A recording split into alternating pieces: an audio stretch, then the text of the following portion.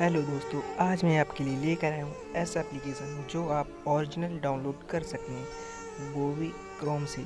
इस एप्लीकेशन का नाम है बेडमैट। आप अपना क्रोम ब्राउज़र खोलें, क्रोम ब्राउज़र पर बेडमैट सर्च करें। बेडमैट सर्च करते ही आपके सामने कुछ इस तरीके का इंटरफेस नज़र आएगा जो आपको पहले वाले पर क्लिक नहीं करना, दूसरे वाले पर क्लिक करते ही आपके सामने कुछ दूसरा पेज ओपन होगा। दूसरा पेज ओपन होते ही डाउनलोड पर कर देना है।